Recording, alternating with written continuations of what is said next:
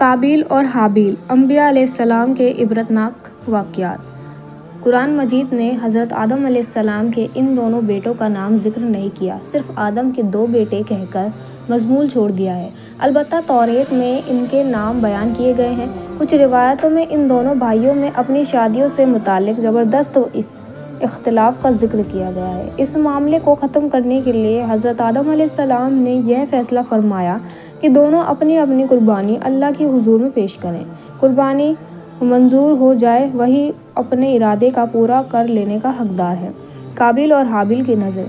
जैसे ही तौरेत से मालूम होता है, उस ज़माने में कुर्बानी के कबूल होने का ये इस्लामी तरीका था कि नज़र व कुर्बानी की चीज़ किसी बुलंद जगह पर रख दी जाती और आसमान से आग ज़ाहिर होकर उसको जला देती थी।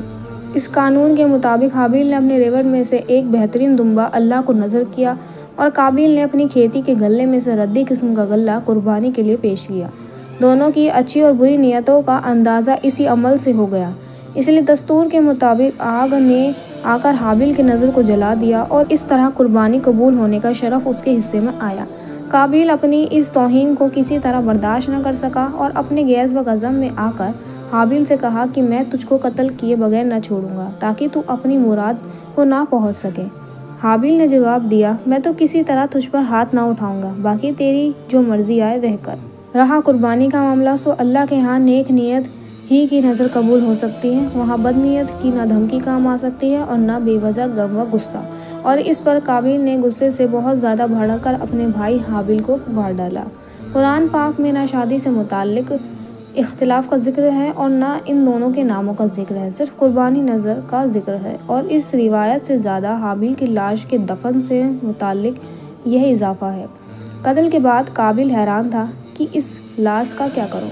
अभी तक आदम की नस्ल मौत से दो चार नहीं हुई थी और इसलिए हज़रत आदम अलैहिस्सलाम ने मुर्दे के बारे में अल्लाह का कोई हुक्म नहीं सुनाया था।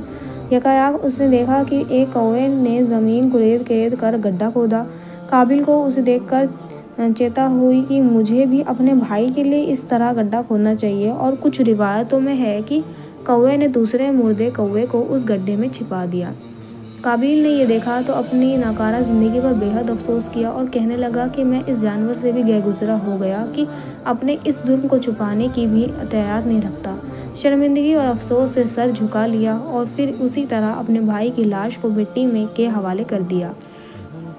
इस वाक़े के बयान के बाद कुरान पाक में आता है कि इसी वजह से लिखा हमने बनी इज़राइल पर कि जो कोई कत्ल करे एक जान को बिला आवाज़ जान के या फसाद करने की गरज से, तो गोया उसने कत्ल कर डाला उन सब लोगों को, और जिसने ज़िंदा रखा एक जान को तो गोया ज़िंदा कर दिया सब लोगों को। इमाम अहमद ने अपने मंसूब में हज़रत अब्दुल्ला बिन मसूद रज़ियल्लाहु अन्हु से एक रिवायत की है, अल्लाह के रसूल सल्लल्लाहु अलैहि वसल्लम ने फरमाया कि दुनिया में जब भी कोई जुल्म से कत्ल होता है तो उसका गुनाह हज़रत आदम अलैहिस्सलाम के पहले बेटे काबिल की गर्दन पर ज़रूर होता है, इसलिए कि वह पहला आदमी है जिसने जालिमाना कत्ल की शुरुआत की और यह नापाक सुन्नत जारी की। इबरत की जगह सूरह माइदा का जिक्र की गई आयत और ऊपर लिखी हदीस हम पर यह हकीकत ज़ाहिर करती है कि इंसान को अपनी ज़िंदगी में हरगिज़ किसी गुनाह की इजाज़त नहीं करनी चाहिए, क्योंकि कायनात में आदमी भी आगे इस बिदात का इक़दाम करेगा तो बिदात की बुनियाद रखने वाला भी बराबर उस गुनाह का हिस्सेदार बनता रहेगा और इजाज़त करने वाला होने की वजह से हमेशा वाली ज़िल्लत और घाटे का हकदार ठहराएगा।